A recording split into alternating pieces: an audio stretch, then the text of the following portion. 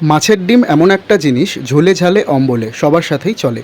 আজ আমরা বানাবো মাছের ডিমের তরকারি। প্রথমে আমরা একটা গোটা আলুকে এইভাবে গ্রেট করে নেব। আর এখানে মাছের ডিমের মধ্যে কিছুটা পরিমাণে নুন, লঙ্কা গুঁড়ো আর হলুদ গুঁড়ো দিয়ে দিলাম।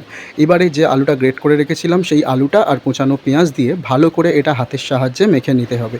এবার আমরা একটা কড়া বসিয়ে দেবো। কড়ার মধ্যে কিছুটা পরিমাণে সাদা তেল দিয়ে দেবো। তারপরে ওই মাছের ডিমের বড়াগুলোকে এক এক করে আমরা ভেজে নেব। এই সময় একটু সাবধান, কারণ এই সময় কিন্তু তেল ছেটকায়। বড়াগুলো লাল লাল করে ভাজা হয়ে গেলে তুলে রাখবো। এবার ওই তেলের মধ্যেই আমরা দিয়ে দেবো কিছুটা পরিমাণে আলু। তোমরা কিন্তু আলুটা স্কিপ করতেও পারো। এবার আমরা ওই আলু ভাজার জন্য হলুদ আর নুন পরিমাণ মতো দিয়ে আলুগুলোকে লাল লাল করে ভেজে তুলে রাখবো। এবার ওই তেলের মধ্যেই আমরা দিয়ে দিলাম কালো জিরে আর দুটো কাঁচা লঙ্কা। এবার পেঁয়াজ কিছুটা বেটে রেখেছিলাম, সেই পেঁয়াজ বাটাটা দিয়ে দিলাম। তার মধ্যে দিয়ে দিলাম আদা আর রসুনের পেস্ট।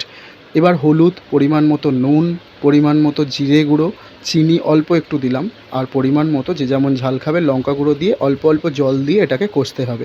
যখন দেখবে তেল ছেড়ে এসেছে তখন কিন্তু আলুগুলোকে দিয়ে দিতে হবে। আলু আর এই মশলাটা ভালো করে মাখা মাখা হয়ে এলে তবেই জলটা দিতে হবে এবং জল দিয়ে ঢাকা দিতে হবে।